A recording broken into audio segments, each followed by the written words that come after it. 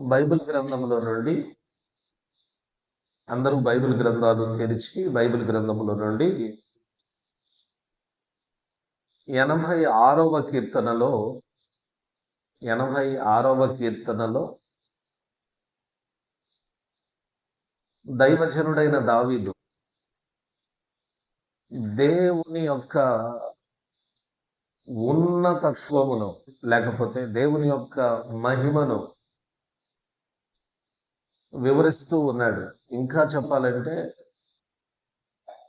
దేవుడు ఎంతటి మహిమ కలిగిన వాడో, దేవుడు ఎంతటి బలవంతుడో, ఎలాంటి వాడో, ఆయన గుణము ఎలాంటిదో, ఆయన ప్రేమ ఎలాంటిదో ఇక్కడ కొన్ని మాటలు దావీదు ప్రస్తావిస్తూ ఉన్నాడు. మన దేవునికి ప్రార్థన చేసే మన ప్రభువును గూర్చి కొంత మంచి సమాచారమును మనం కలిగి ఉండాలి. మన ప్రభువును గురించి మనం పూర్తిగా తెలుసుకొనిన వారంగా ఉండాలి. ఇంకా చెప్పాలంటే ఆయన ప్రేమ ఎటువంటిదో, ఆయన కృప ఎలాంటిదో, ఆయన మంచితనం ఎటువంటిదో, ఆయన గొప్పతనం ఎటువంటిదో ఇవన్నీ మనకు చాలా క్లియర్గా తెలుసుంటే బాగుంటుంది. ఇప్పుడు నన్ను చూస్తున్నారు మీరు, నేను ఎలాంటి వాడినో కనబడడానికి మీ ముందు మనిషిలాగే కనబడుతున్నాను. 2 కళ్ళున్నాయి, తల ఉంది, మొండెం ఉంది, చేతులున్నాయి, కాళ్ళున్నాయి, అన్నీ ఉన్నాయి. కానీ నేను ఎలాంటి వాడినో మీరు తెలుసుకోవాలంటే నిశ్చయంగా నా క్రియలను మీరు పరిశీలన చేస్తేనే కదా అర్థమయ్యేది. ఇప్పుడు నన్ను చూసే వాళ్ళందరూ పాస్టర్ గారు అని అంటారు. ఎందుకంటే నేను దేవుని సేవ చేస్తున్నాను కాబట్టి అలా పిలుస్తూ ఉన్నారు. ఆ వృత్తిలో ఉన్నాను, ఆ క్రమంలో ఉన్నాను కాబట్టి అలా పిలుస్తారు నన్ను, అంతే కదా. అలాగుననే మన ప్రభువు ఎంతటి మహిమ కలిగిన వాడో మనము చాలా ఈజీగా తెలుసుకోలేము. ఏదో కొంతలో కొంత సమాచారాన్ని మనం తెలుసుకుంటూ అడుగులు ముందుకు వేయవలసినటువంటి వారమై ఉన్నాం. ఆయన యొక్క మహిమను, ఆయన యొక్క గొప్పతనాన్ని వివరించేంత జ్ఞానం నాకైతే లేదండి. ఆయన యొక్క గొప్పతనాన్ని వివరించేంత జ్ఞానం నాకైతే లేదు, అంత టాలెంట్ లేదు. బైబిల్ గ్రంథంలో ఆయన మహాఘనుడని, మహోన్నతుడని, అలాగుననే పరిశుద్ధ స్థలంలో నివసించువాడని, ఆయనను గూర్చి రాయబడిన ఈ మాటలన్నీ ఆయనను గూర్చిన కొంత మాత్రమే మనకు తెలియజేస్తుంది. ఆయనను గూర్చిన కొన్ని విషయాలు మాత్రమే మనకు తెలియజేస్తాయి. ఇంకా ఆయనను గూర్చి మనకు అర్థము కాని, మనకు తెలియని ఆయన మహిమను మనం వివరించతరము కానీ ఇంకా చాలా విషయాలు మనకు తెలియనివి ఉన్నాయి. అందుకనే బైబిల్లో రాయబడిన మాటలలో నుండి ఆయనను గురించి కొంత సమాచారం మనం ఈ రోజున ఈ ప్రత్యేకమైన సమయాన తెలుసుకుందాం. ఏదో ఒకసారి 2 చేతులెత్తి స్తోత్రం చెప్పండి. మన ప్రభువు ఎలాంటి వాడండి అని మిమ్మల్ని అడిగితే మన ప్రభువు గొప్పవాడండి అంటారు, మంచివాడండి అని అంటారు. మన ప్రభువు అధిక మహిమ కలిగిన దేవుడండి అని అంటారు. మీకు తెలిసిన మాటల్లో చెప్తారు ప్రభువుని గురించి. అయితే మనకంటే ప్రభువుని గురించి ఇంకా బాగా తెలిసిన భక్తులు బైబిల్లో కొంతమంది ఉన్నారు. మనకంటే బాగా ప్రార్థించిన వాళ్ళు ఉన్నారు. మనం ఎన్నిసార్లు ప్రార్థన చేస్తాం రోజుకి? 2 సార్లు 3 సార్లు మహా అయితే కదా. కానీ 7 సార్లు ప్రార్థించిన దావీదు ఉన్నాడు, 3 సార్లు ప్రార్థించిన దానియేలు ఉన్నాడు, రాత్రంతా పోరాడిన యాకోబు ఉన్నాడు, విశ్వాసం అంటే ఇదిగో ఇతనిలా ఉండాలి అని చూపించిన అబ్రహాం ఉన్నాడు. నమ్మకత్వం అంటే మోసేలాగా ఉండాలి. మోసే దేవుని ఇల్లంతటిలో నమ్మకమైన వాడు కదా. నమ్మకం అంటే మోసే వలె ఉండాలి అని మనకు తెలియజేసే మోసే గారు ఉన్నారు. వీళ్ళను చూచి వీళ్ళు మాట్లాడిన మాటలను మనం గుర్తు చేసుకుంటూ మనలో ఉన్న భక్తిని, మనలో ఉన్న ప్రార్థనా జీవితాన్ని, మనలో ఉన్న విశ్వాసాన్ని, మనకు ప్రభువును గురించి తెలిసిన దానికంటే ఇంకొంచెం ఎక్కువగా తెలుసుకోవడానికి, మనలో ఉన్న విశ్వాసాన్ని అభివృద్ధి పరుచుకోవడానికి మనం ప్రయాసపడవలసినటువంటి అవసరం ఉంది. మనం అనుదినం దీవారాత్రములు దేవుని వాక్యాన్ని ధ్యానించినప్పుడు మనకి ఏమైంది అంటే మన విశ్వాసం పెరిగిద్ది, మన ప్రార్థనా జీవితం పెరిగిద్ది, బైబిల్ గ్రంథంలో ఉన్న దేవుని గొప్పతనం ఇంకొంత మనం తెలుసుకోగలుగుతాం. అర్థమైందా? అందుకనే మనం బైబిల్ గ్రంథాన్ని చదవాలి. అందుకనే మనం బైబిల్ గ్రంథంలో ఉన్న దేవుని మాటలు ప్రకటింపబడుతూ ఉన్నప్పుడు వాటిని వినాలి. మనం చదివేటప్పుడు మనకు తెలిసేది కొంత అయితే మనం వినడం ద్వారా ఇంకొంత తెలుసుకోవచ్చు, ఇంకనేక విషయాలు నేర్చుకోవచ్చు. అంతేకాకుండా చదవడం ద్వారా మనకు గుర్తుండే దానికంటే వింటే ఇంకనేక విషయాలు మనకు గుర్తుండిపోతాయి. వినడం వలన అనేక విషయాలు మన మైండ్లో ఉండిపోతాయి. ఇప్పుడు స్కూల్స్లో పిల్లలు స్కూల్స్కి వెళ్ళే పిల్లలను అడగాలి. మీరు స్కూల్స్కి వెళ్ళినప్పుడు పాఠాలు చాలా వివరంగా మీ మాస్టర్లు చెప్తారు కదా. వాళ్ళు చెప్తుండగానే సగం పాఠం నేర్చుకుంటారు పిల్లలు. మిగతా రాని వాటిని చదివి నేర్చుకుంటారు. ఎందుకు దేవుని మాటలు వినాలి? ఉపదేశాన్ని ఎందుకు వినాలి అంటే వింటూ ఉండగానే అవి మన హృదయం అనే పలకల మీద రాయబడతాయి. వినేటప్పుడు ఎలా వినాలంటే హృదయపూర్వకంగా వినాలి. దేవుని మాటలు నేర్చుకుందాం అనేటటువంటి మనస్సుతో మనం దేవుని మాటలు విన్నప్పుడు ఆ మాటలు మన హృదయం అనే పలకల మీద ముద్ర వేయబడతాయి. స్తోత్రం చెప్పండి. హల్లెలూయా. కాబట్టి మనకు ప్రభువును గురించి ఇప్పటి వరకు తెలిసిన మాటలు ఇంకొన్ని అధికమైన మాటలను తెలుసుకోవడానికి ప్రయత్నము చేద్దాం. ఓకేనా? 86వ కీర్తనలో ఒక 3 మాటలలో అంటే 3 వచనాలలో దైవ జనుడైన ఇశ్రాయేలీలకు రాజైన దావీదు ప్రభువును గూర్చి కొన్ని మాటలు, మంచి మాటలు అక్కడ చెప్పాడు. 8వ వాక్యం చదవండి. 86వ కీర్తన 8వ వాక్యం. ప్రభువా, నీవు మహత్యము గలవాడవు, ఆశ్చర్య కార్యములు చేయువాడవు, నీవే అద్వితీయ దేవుడవు. ప్రభువా, దేవతలలో నీ వంటి వాడు లేడు, నీ కార్యములకు సాటి అయిన కార్యములు లేవు. నీవు సృజించిన అన్యజనులందరూ వచ్చి నీ సన్నిధిని నమస్కారము చేయుదురు, నీ నామమును ఘనపరుచుదురు. దేవునికి స్తోత్రం చెప్దాం, గట్టిగా చెప్దాం. దైవజనుడైన దావీదు దేవుని యొక్క గొప్పతనాన్ని వివరిస్తూ ఉన్నాడు ఈ కీర్తనలో. ఈ కీర్తనను మనం పూర్తిగా నేర్చుకోవాలంటే ఈ కీర్తనను 4 భాగాలు చేయాలి. మనం ఎన్ని భాగాలు చేయాలి? ఈ కీర్తనలో మొత్తం 17 వచనాలు ఉంటాయి. 1వ వచనం నుండి 7వ వచనం వరకు దావీదు దేవునికి చేస్తున్న ప్రార్థన రాయబడి ఉంటది. దావీదు దేవునికి చేస్తున్న ప్రార్థన ఉంటది అక్కడ. తర్వాత 8వ వచనం నుండి 10వ వచనం వరకు దావీదు దేవుని యొక్క గొప్పతనాన్ని వివరిస్తూ ఆయనను ఘనపరుచుచున్న విధానాన్ని మనం చూస్తున్నాం. దేవుని యొక్క గొప్పతనమును గూర్చి రాయబడిన విషయాలు ఉన్నాయి అక్కడ. తర్వాత 11వ వాక్యం నుండి 13వ వాక్యం వరకు దావీదు దేవుని దగ్గర ప్రభువా నన్ను సత్య మార్గంలో నడిపించమని వేడుకుంటాడు. 11 నుండి 13 వరకు. తర్వాత 14 నుండి 17 వరకు శత్రువుల ముందు నన్ను ఘనపరచు ప్రభువా, నా విరోధుల ముందు నన్ను ఘనపరచు ప్రభువా అని దైవజనుడైన దావీదు దేవుని దగ్గర చేస్తున్న ప్రార్థన. ఈ కీర్తనను ఇలా మనం 4 భాగాలుగా డివైడ్ చేస్తే ఈరోజు మనం నేర్చుకునే భాగం దేవుని యొక్క గొప్పతనమును గూర్చిన భాగం.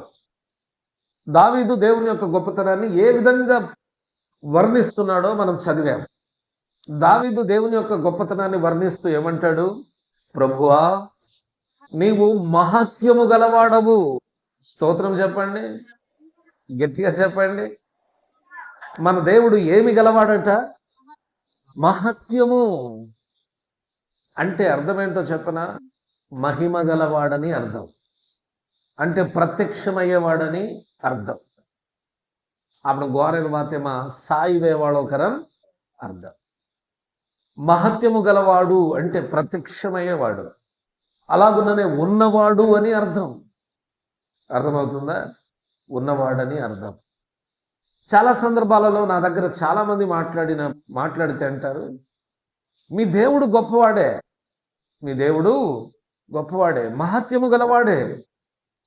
కానీ చర్చికి వెళ్తున్న కొంతమందిలో ఉంటారండి, చర్చికి వెళ్ళి మారరు.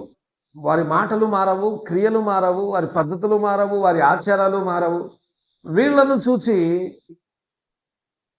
వీళ్ళలాగా తయారవ్వకూడదని మాకు అనిపిస్తుందండి అని అంటారు. అంటే యాక్చువల్లీ వారు ప్రభు గొప్పవాడు అని, మహత్యము గలవాడు అని ఒప్పేసుకుంటున్నారు.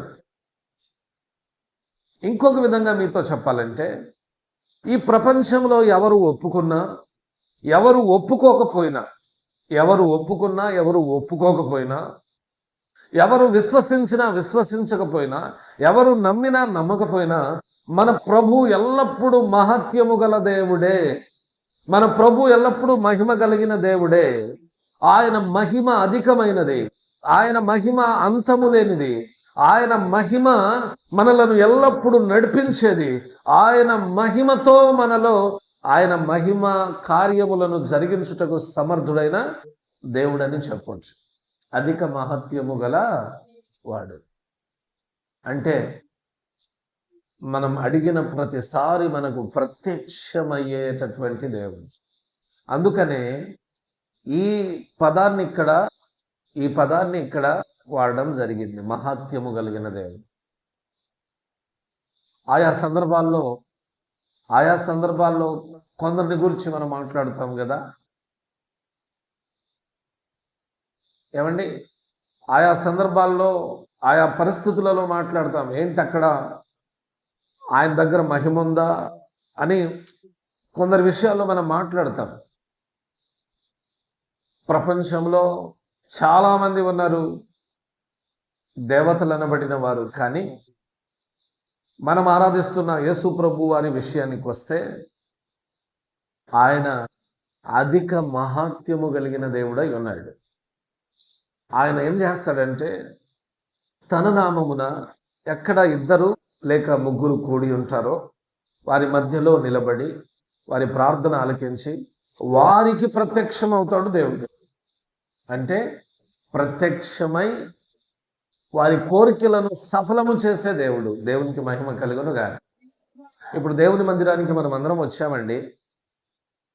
మనలో ఒక్కొక్కరు ఒక్కొక్క రకమైన కోరికలు కోరుకున్నాం దేవుని దగ్గర. నాకు కావాల్సినవి నేను అడిగాను, మీకు కావాల్సినవి మీరు అడిగారు. ఏమండి, అంతే కదా? నాకు కావాల్సినవి, నా అవసరాలు నాకుంటాయి, మీ అవసరాలు మీకుంటాయి. అందరికీ ఒకే అవసరం ఉంటుందా? లేదు. ఎవరి అవసరాలు వాళ్లకు ఉంటాయి. దేవుని దగ్గరికి వచ్చి అందరం మన అవసరాలు మనం చెప్పుకున్నాం. ప్రభువా, నేను ఈ కష్టంలో ఉన్నానయ్యా, నేను ఈ బాధలో ఉన్నాను, నేను ఈ శ్రమలో ఉన్నాను, నేను ఈ శోధనలో ఉన్నాను, నీవే ఈ శ్రమ నుండి తప్పించండి, కష్టం నుండి తప్పించండి అని మనం చేసిన ప్రార్థనలన్నీ దేవుడు విన్నాడు అని నమ్ముతాం కదా మనం. ఆయన మన ప్రార్థనలు విని మన నమ్మిక చొప్పున మనకు అన్ని దయచేస్తున్నాడు అంటే అర్థం ఏంటి? దయచేస్తున్నాడు అంటే అర్థం ఏంటి? ఆయనలో మహత్యం ఉందనే అర్థం. దేవునికి మహిమ కలుగునుగా. ఆయనలో మహత్యము లేకపోతే మన ప్రార్థన వినడు, మనం అడిగింది ఇవ్వడు. ఆయనలో మహత్యం ఉంది కాబట్టే ఆయన మన ప్రార్థన వింటున్నాడు, మనకు కావలసిన వాటిని అనుగ్రహిస్తూ ఉన్నాడు. 2 రోజుల క్రితం మా కుమారుడు మనోహర్కి రోజుకొకసారి వాంతులు అవుతున్నాయి, అలాగుననే జ్వరం వస్తుంది. డాక్టర్ గారి దగ్గరికి వెళ్ళాను. మనకు తెలిసిన డాక్టర్ గారు కోటేశ్వరరావు గారి దగ్గరికి వెళ్తే డాక్టర్ గారు అన్నారు, ఈ సూచనలను బట్టి జాండిస్ ఉందేమో అని అన్నారు. జాండిస్ అంటే మనకు తెలిసినటువంటి భాషలో ఏమంటారు? జాండిస్ అంటే పసికర్లు అంటారు, కామెర్లు అని కూడా అంటారు. నాకైతే భయం వేసింది. ప్రభువా, అసలే ఈ సంవత్సరం వాడు 10వ తరగతి ఎగ్జామ్స్ దగ్గర పడుతున్నాయి. ఒకవేళ జాండిస్ అయితే దాదాపు కొన్ని రోజులు కొంచెం జాగ్రత్తగా ఉండాల్సిన పరిస్థితి ఉంటుంది. అది ఉండకూడదు ప్రభువా అని ప్రార్థన చేసుకొని రాత్రి అక్కడ కొప్పరపాడు చర్చిలో 9 గంటల దాకా ప్రార్థన పెట్టి 9 తర్వాత తీసుకెళ్ళాము అద్దంకి. 9 తర్వాత తీసుకెళ్ళి అక్కడ టెస్టులన్నీ చేయిస్తే దేవుని దయ వలన టైఫాయిడ్ అని బయటపడింది, కానీ జాండిస్ లేదు. దేవునికి మహిమ కలుగును గాక. కామెర్లు లేవు, టైఫాయిడ్ జ్వరం ఉంది, ఇంజక్షన్లు ఇచ్చి పంపించారు, వాడుతున్నాం, ఇప్పుడు బాగానే ఉంది. ఇదిగో ఇలాగున ఆయన మహిమ కలిగిన వాడు కాబట్టి ఇదిగో ఈ విషయంలో నాకు సహాయము చేశాడు. ఇలాగున మన జీవితంలో లేకపోతే మన విశ్వాస ప్రయాణంలో ఇప్పటిదాకా అనేక విషయాలలో మనం దేవుని సహాయాన్ని పొందుకొని ఉన్నాం. కరెక్టా కదా? అనేక సమయాలలో అనేక విషయాలలో దేవుడు మనకు సహాయము చేసి సహకరించి మనలను నిలబెట్టి ఉన్నాడు. ఆయన సహాయం చేసిన సందర్భాలు ఒకటా రెండా గుర్తుపెట్టుకోవడానికి? ఒకటా రెండా అండి? ప్రతిరోజు ఆయన అద్భుతమైన సహాయం మనకు అందుతూనే వస్తుంది. ఆ సహాయమును పొందుకుంటూ మనం బ్రతికేస్తూ ముందుకు వెళ్ళిపోతూ ఉన్నాం. హల్లెలూయా కదండి? ఆ సహాయాన్ని పొందుకుంటూ మనం బ్రతికేస్తూ ముందుకు వెళ్ళిపోతూ ఉన్నాం. ఆయన మనకు అందించుచున్న ఆయన అద్భుతమైన సహాయాన్ని బట్టి ఆయనకు ఏమిచ్చినా రుణాన్ని తీర్చలేం. కానీ ఆ సహాయం మనకు అందుతుందంటే మనం ఆరాధిస్తున్న దేవుడు మహత్యము కలిగిన వాడు అని అర్థం. ఇప్పుడు నేను మాట్లాడుతున్నాను, నేను కదులుతున్నాను, ఊపిరి తీసుకుంటున్నాను, వదులుతున్నాను, అలాగే నేను అన్ని బాగున్నాయి చూస్తున్నాను అంటే నాలో జీవం ఉందనే కదా అర్థం. అంతేనా? దేవునికి మహిమ కలుగును కాదు. దేవుడు మనకు హెల్ప్ చేస్తున్నాడంటే ఆయన మహత్యము గలవాడు, ఆయన ఎల్లప్పుడూ మహత్యము కలిగిన వాడే.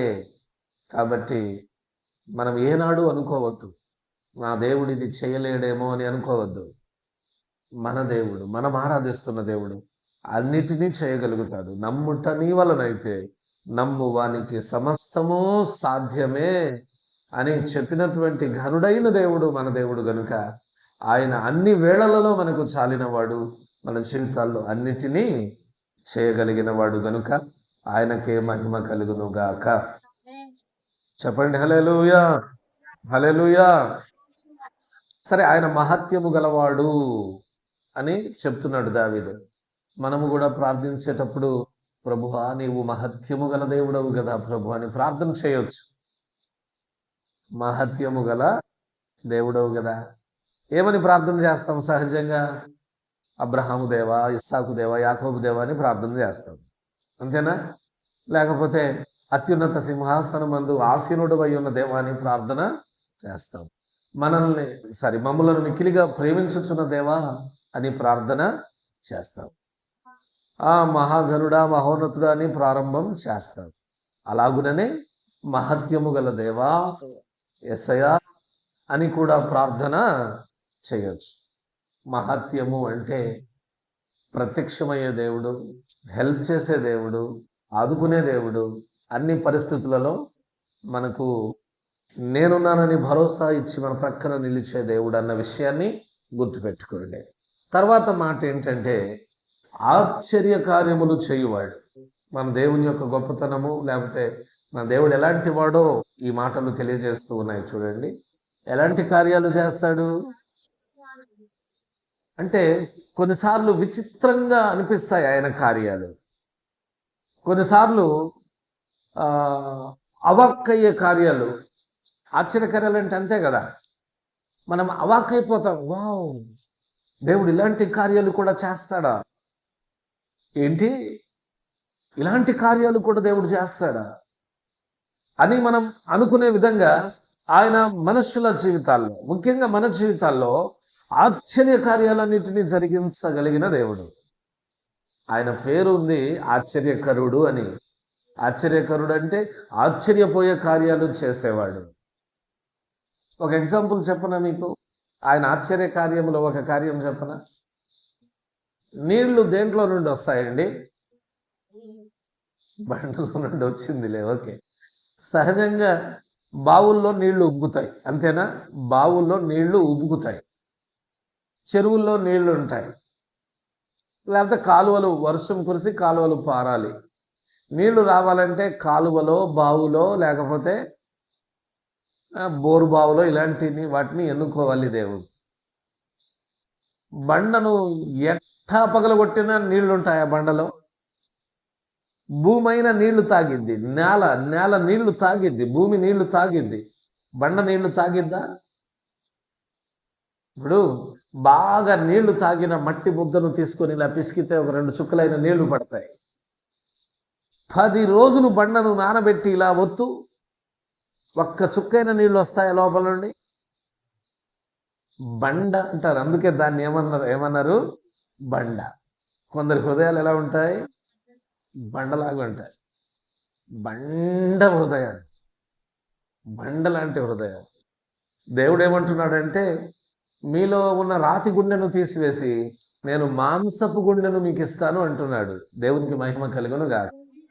మనలో ఉన్న ఆ రాతి గుండె తీసివేయబడాలి, ఆ బండ లాంటి గుండె తీసివేయబడాలి. అంటే మనం కఠిన హృదయులుగా ఉండకూడదు. బండలాంటి మనిషిరా వాడు, బండలాంటి మనిషిరా ఆమె, కనికరము లేని మనిషి, ఇంత కూడా ప్రేమ లేని మనిషి. మీలో నాకు తెలుసు, మీరు చాలా ప్రేమ కలిగిన వారండి. దేవునికి మహిమ కలుగునుగా.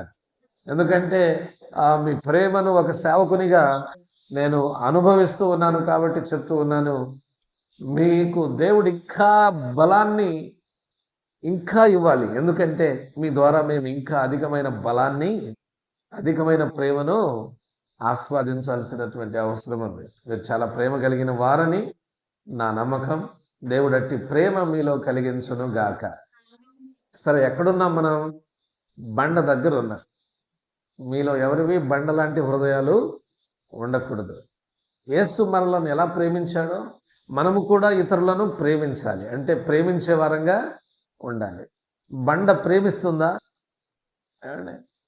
ఒక రాయి తీసుకుని ఇలా కొడితే తల మీద తగిలిందంటే అక్కడ ఆ చర్మం అంతా చిట్లిపోయి ఎముకకు తగిలి అక్కడ నుండి రక్తం ఇంకా ఏరులై పారుతుంది అనమాట. చక రక్తం వేగంగా బయటకు వచ్చేస్తుంది. దానికి తెలియదు నేను అతని తలకు తగులుతున్నానని. బండ అలాంటిదన్నమాట. మనం కూడా మంచి చెడ్డలు తెలియని బండల వలె దేవుని దగ్గర ఉండరాదు. ప్రేమ కలిగి ఉండాలి, అర్థం చేసుకునే గుణం ఉండాలి, అవగాహన గుణం ఉండాలి. దేవునికి మహిమ కలుగును కాదు, అవగాహన ఉండాలి. సరే, బోర్లో నుండి నీళ్ళు వచ్చాయంటే అదొక లెక్క, బావులు ఉబికాయంటే అదొక లెక్క, ఏమండి? అంతేనా? కాలువలు పారాయి అంటే అదొక లెక్క. కానీ ఇలాంటి బండలో నుండి నీళ్ళు వచ్చాయంటే ఇది ఆశ్చర్యకార్యం కాదా? ఏమండి, ఇది ఆశ్చర్యకార్యం కాదంటారా? ఆశ్చర్యమే కదూ. వావ్, మన దేవుడు బండలో నుండి నీళ్ళు ఇచ్చాడు. దేవునికి స్తోత్రం, హల్లెలూయా. ఇలాంటి మనకు అవ్వదు అనుకున్న కార్యాలన్నింటినీ ఆయన ఆశ్చర్యంగా చేసేస్తాడు. అర్థమవుతుందా? మన వల్ల కాదు అనుకుంటాం చూడండి, ఇలాంటి కార్యాలన్నిటినీ ఆయన ఎంతో ఆశ్చర్యంగా చేసేస్తాడు ఆయన. ఇదిగో,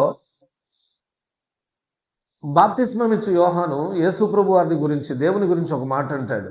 మత్తయి సువార్త 3వ అధ్యాయంలోనికి రండి, 8-9 వచనాలు చదవండి. మత్తయి సువార్త 3వ అధ్యాయం 8-9 వచనాలు.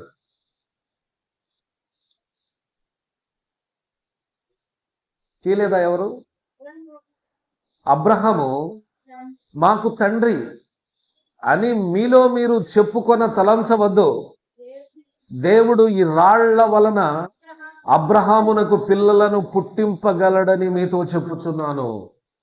బాప్తిస్మం ఇచ్చు యోహాను ప్రభును గూర్చి చెప్తూ ఉన్నాడు, దేవుడు ఈ రాళ్ల వలన అబ్రహామునకు పిల్లలను, మనం బండలో నుండి నీళ్లే ఇస్తాడు, ఇచ్చేవాడు మన దేవుడు అనుకున్నాం. కానీ బాప్తిస్మం ఇచ్చు యోహాను చెప్తుంటే అర్థమవుతుంది, అవసరమైతే బండలు కూడా పిల్లలను కంటాయట. దేవునికి స్తోత్రం. హల్లెలూయా. 100 ఏళ్ల వయసులో శారా గర్భము ధరించడానికి కృపనిచ్చిన దేవునికి బండలు పిల్లలు కనేటట్టు చేయడం ఒక లెక్కన. అందుకే ఆయన ఆశ్చర్యకరుడు. స్తోత్రం. ఎలాంటి వాడు? ఆశ్చర్యకార్యాలు చేయువాడు. నా జీవితంలో కూడా ఆయన ఆశ్చర్యకార్యాలు చేస్తాడు, చేయగలడు. ప్రభువా, నీవే కార్యములు సఫలము చేయమని వేడుకో. దేవా, నీవు చేయాల్సిందే, నీవు చేయకపోతే నా జీవితంలో నేను తప్పించబడలేను, నీవే ఆశ్చర్య కార్యము జరిగించు నా జీవితంలో అని ప్రార్థన చేయి. అద్భుతకరమైన సహాయం నీకు రాబోతుంది. దేవుడు నీ కొరకు మూయబడిన ద్వారాన్ని తెరవబోతున్నాడు.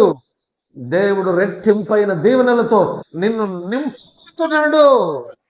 హల్లెలూయా. చెప్పరేంటండి? హల్లెలూయా, హల్లెలూయా. ఇదంతా ఎలా జరిగిద్దండి అంటే, మన దేవుడు ఆశ్చర్యకరుడు. ఆయన ఆశ్చర్యకరుడని నువ్వు నమ్మితే మన జీవితంలో ఆయన ఆశ్చర్య కార్యాలు ఖచ్చితంగా చేస్తాడు, ఖచ్చితంగా జరిగిస్తాడు ఆయన ఆశ్చర్యమైన కార్యాలు. బిలాము గాడిదనెక్కి బాలాకు వెంట వెళుతూ ఉంటే మార్గం మధ్యలో దూయబడిన కత్తి చేత పట్టుకొని ఉన్న ఒక దూత గాడిదకు అడ్డంగా నిలబడింది. గాడిదకు అడ్డంగా నిలబడింది. దూత కత్తితో నిలబడింది కాబట్టి నేను ముందుకు వెళితే బిలామును ఆ దూత కత్తితో చంపేయొచ్చు అన్న అవగాహనతో గాడిద ముందుకు వెళ్ళట్లా. ఈ బిలాము గాడిదను ముందుకు తోలడానికి ప్రయత్నిస్తూ ఉన్నాడు. ఒకటోసారి కొట్టాడు, రెండోసారి కొట్టాడు, మూడోసారి కూడా కొట్టాడట. 3 సార్లు కొట్టాడట. ఎలాగైనా గాడిదను ముందుకు తీసుకెళ్ళాలి, బాలాకు వెంట వెళ్ళాలన్నది బిలాము యొక్క కోరిక. గాడిదకేమో దేవుని దూత కత్తి దూయబడిన కత్తి చేత పట్టుకొని ఉన్న దేవుని దూత కనబడుతుంది. నేను ముందుకెళ్తే ఆ దూత కత్తితో బిలామును చంపేస్తుందన్న భయం గాడిదకు ఉంది. గాడిద ముందుకు వెళ్ళట్లా. 3 సార్లు కొట్టాడు. ఆ టైంలో దేవుడు ఆశ్చర్యంగా గాడిదకు వాక్శక్తినిచ్చాడు. గాడిద మాట్లాడిందండి. గాడిద ఏం చేసిందో చెప్పండి? మాట్లాడిందనండి. కొంచెం నోరు తెరవాలి అప్పుడప్పుడు, అర్థమైందా? ఇలా ఉండకూడదు. నోరు తెరవాలి, నోరు తెరిచి మాట్లాడాలి.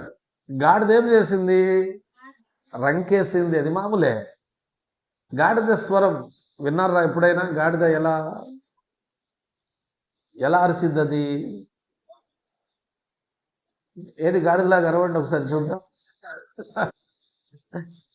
ఓ పెద్ద పనే చెప్పారండి మాస్టర్ గారు.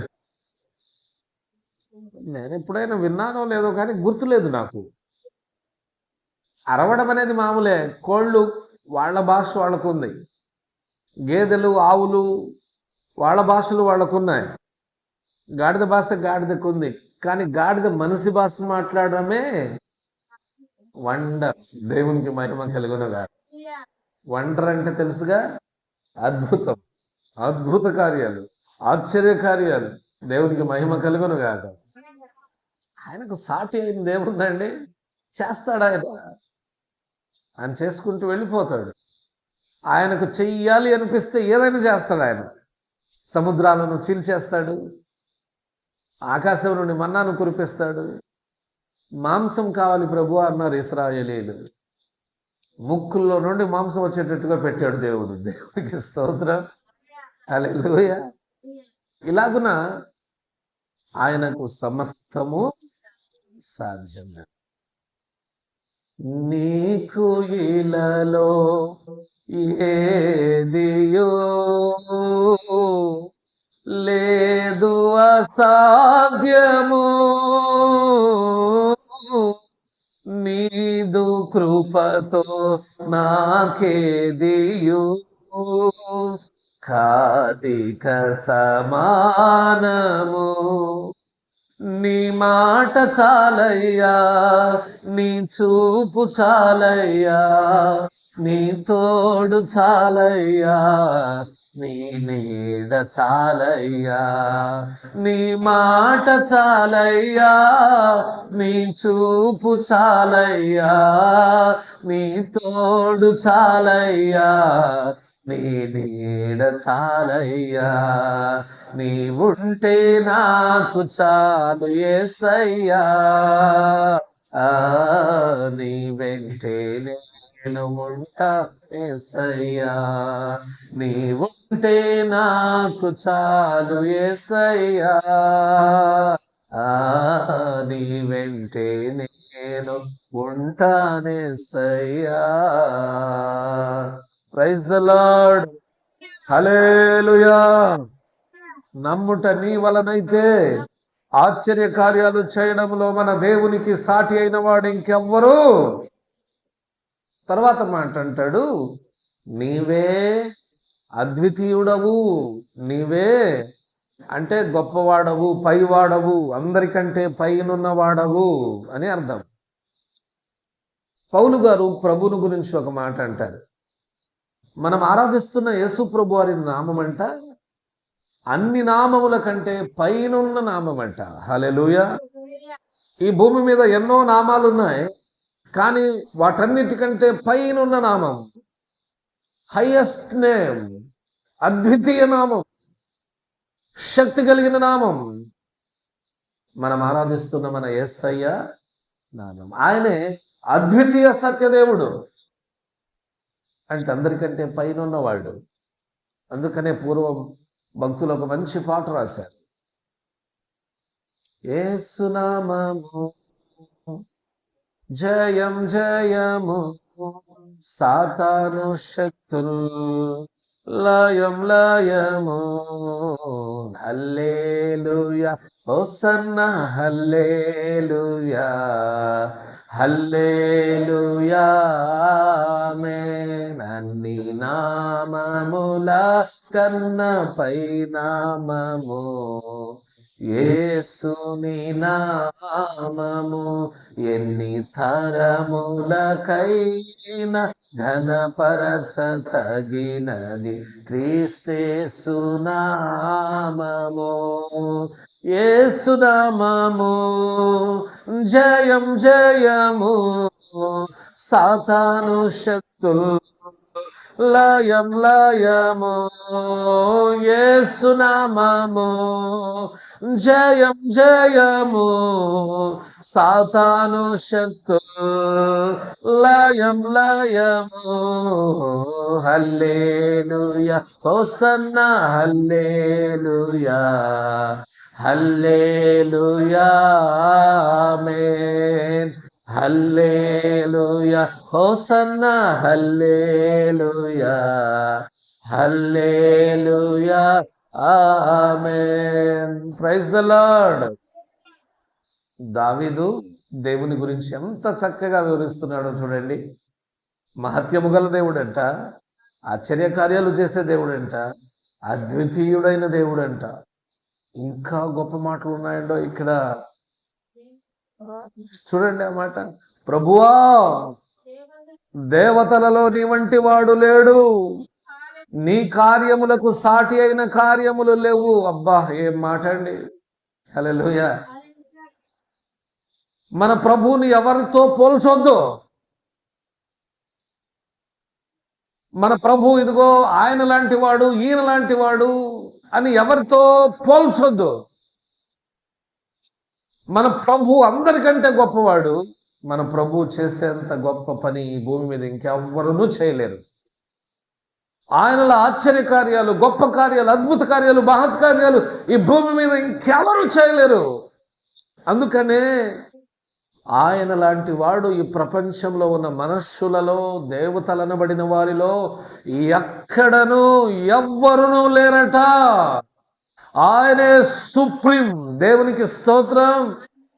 ఆయనే సుప్రీం అంటే ఆయనకు సాటి ఎవరూ లేరు. ఆయనే గొప్పవాడు. సమీపించరాని తేజస్సులో వసించుచు అమరత్వము కలిగిన వాడు ఆయన. మహామహిమతో నింపబడిన దేవుడు ఆయన. ఆయనకు పోలిక ఎవరికి ఉందండి? ఆయనతో మనం ఎవరినైనా పోలుస్తున్నామంటే ఆయనను ఇంకా తక్కువ చేస్తున్నామని అర్థమైందా? మన ప్రభు అయిన దేవుణ్ణి ఎవరితోనైనా పోలుస్తున్నాము అంటే మన ప్రభు యొక్క గొప్పతనాన్ని మనం తక్కువ చేశామని అర్థం. ఎవరితో పోల్చబాకండి ఆయన్ని. ఆయన నామాన్ని దయచేసి తక్కువ చేయొద్దు. ఆయన నామాన్ని దయచేసి తక్కువ చేయొద్దు. ఆయన నామం పైనున్న నామం, ఆయన నామం ఘనమైన నామం. ఆయన లాంటి వాడు ఈ భూమి మీద ఒక్కడు కూడా మనకు కానరాడు. పోయిన వారం మీకు చెప్పాను కదా, పోయిన వారమో చెప్పాను. అసురు రాజైన సన్హెరీబు యూదా రాజ్యం మీదకి దండెత్తి వచ్చి అంటాడు, అప్పటికి యూదా ప్రజలు యూదా రాజైన హిజ్కియా నాయకత్వంలో దేవుడు ఒక్కడే అని నమ్ముతారు. ఒక్కడే దేవుణ్ణి కొలుస్తారు వాళ్ళు. అంటే ఒక్కడే దేవుణ్ణి ఆరాధిస్తారు యూదులు. కానీ అస్సూరు రాజు వచ్చి ఒక్కడే దేవుడై ఉన్న ప్రభువును కొలుస్తున్న వారిని ఏమని భయపెడతాడో చెప్పనా? ఇప్పటిదాకా మా అస్సూరు రాజుల చరిత్రలో ఇప్పటిదాకా ఎన్నో రాజ్యాల మీద యుద్ధానికి వెళ్ళాం. మేము ఏ దేశం మీదకి యుద్ధానికి వెళ్ళామో ఆ దేశంలోని ప్రజలకు చాలా దేవతలు ఉండేవి. దేవుళ్ళు అనబడిన వాళ్ళు చాలా మంది ఉండేవాళ్ళు. ఆ చాలా మంది దేవుళ్ళు వచ్చి వారిని మా చేతిలో నుండి వాళ్ళను రక్షించలేకపోయారు. అంటే అస్సూరు రాజు అంటున్నాడు, మేము ఏ దేశానికి యుద్ధానికి వెళ్ళామో వాళ్ళు దేవుళ్ళు కలిగిన వాళ్ళు, అలాంటి ఎక్కువ విస్తారమైన దేవతలు కలిగిన వాళ్ళందరూ మా చేతిలో ఓడిపోయారు. అంటే వాళ్ళ దేవతలు వారిని మా చేతిలో నుండి రక్షించలేకపోయాయి. మీ దేవుడు ఒక్కడే అని అంటున్నారు. అంతమంది దేవుళ్ళే మా చేతిలో నుండి తమ రాజ్యాలను కాపాడుకోలేకపోయాయి. మీ ఒక్కడే దేవుడు మా చేతిలో నుండి మీ రాజ్యాన్ని రక్షించుకుంటాడా? చూడండి, అస్సూరు రాజైన సన్హెరీబు చేస్తున్న ప్రకటనలు ఎలా ఉన్నాయి. మీ దేవుడు ఒక్కడే కదా. మీ రాజైన హిజ్కియానేమో మన దేవుడు మనల్ని రక్షిస్తాడు, అది చేస్తాడు, ఇది చేస్తాడని చెప్తూ ఉన్నాడు. ఇదిగో ఇలాగున ఎవరు రక్షింపలేకపోయారు. మీ ఒక్కడే దేవుడు మా చేతిలో నుండి మీ రాజ్యాన్ని రక్షించగలడా? ఆ పరిస్థితులలో దావీదు ఉంటే ఈ మాట చెప్పేవాడు, ఓయ్ రాజైన సన్హెరీబు, ఇటు విను. ప్రజలతో ఎందుకు ఇలా మాట్లాడుతున్నావు? ఇప్పటిదాకా నీవు ఏ రాజ్యానికి యుద్ధానికి వెళ్ళావో ఆయా రాజ్యాలు వారు కలిగి ఉన్న దేవుళ్ళు వేరు, మేము ఆరాధిస్తున్న దేవుడు వేరు. వాళ్ళ దేవుడు వేరు, మా దేవుడు వేరు. మా దేవునికి వాళ్ళ దేవుళ్ళకు అసలు పోలికేంటి? మా దేవుడు మహాత్యము కలిగిన వాడు, మా దేవుని వంటి దేవుడు ప్రపంచంలో ఇంకెవరూ లేరు అని దావీదైతే ఇలానే మాట్లాడేవాడు. ఒకవేళ హిజ్కియా మనసులో అనుకొని ఉంటాడు, వాళ్ళ దేవుడు వేరు, మా దేవుడు వేరు, మా దేవుడు చాలా గొప్పవాడని హిజ్కియా అనుకొని ఉంటాడు. మన దేవుడు ఎలాంటి వాడంటే అంత గొప్ప సైన్యాన్ని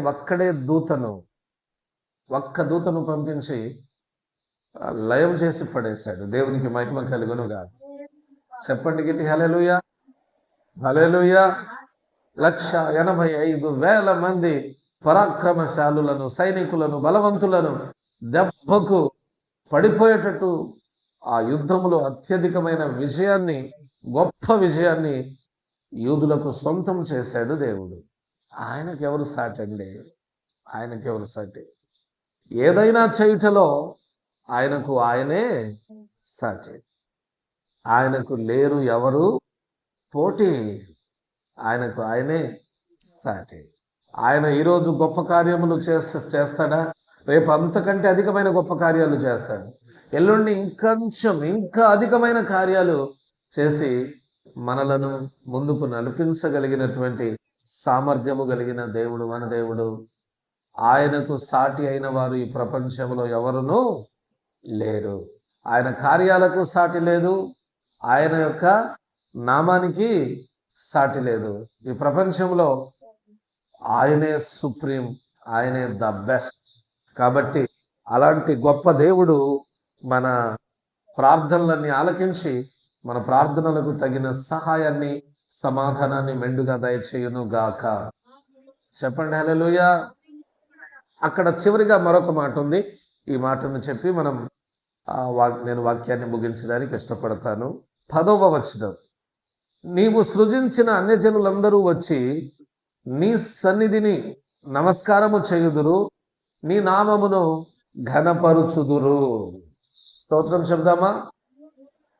మన దేవుని నామం మహత్యము గల నామం, ఆశ్చర్య కార్యములు చేసే నామం, అద్వితీయ నామం. ఆయనకు ఎవరు సాటిదారు? ఆయన కార్యములకు ఎవరు సాటి అయిన కార్యములు చేయలేరు. అంతేకాకుండా ఆయన నామం ఎలాంటిదంటే ప్రపంచంలో ఉన్న ప్రతి ఒక్కొక్కరి చేత ఘనపరచబడదగిన నామం.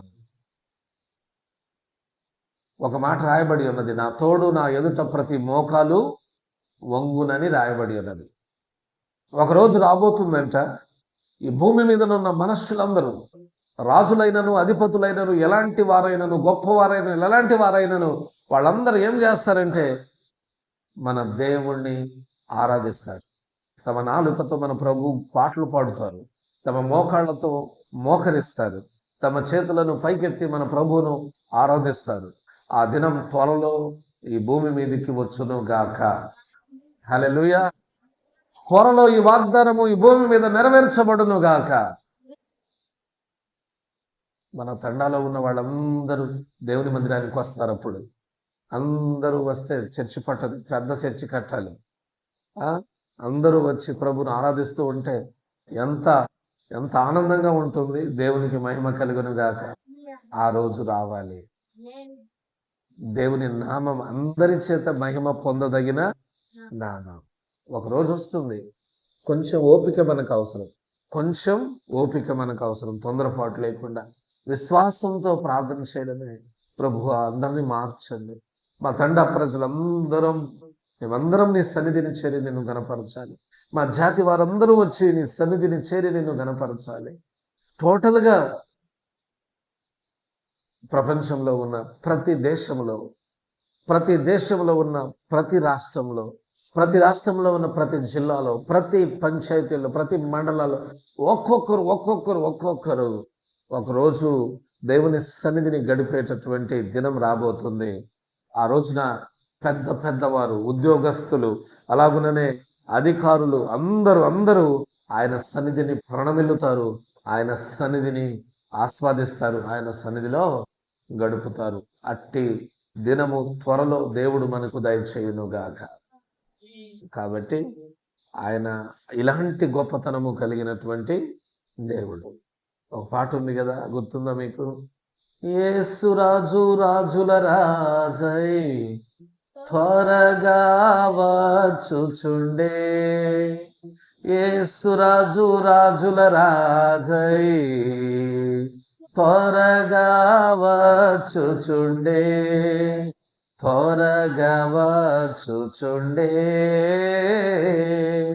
హోసన్నా జయమే, హోసన్నా జయమే, హోసన్నా జయం మనకే, హోసన్నా జయం మనకే.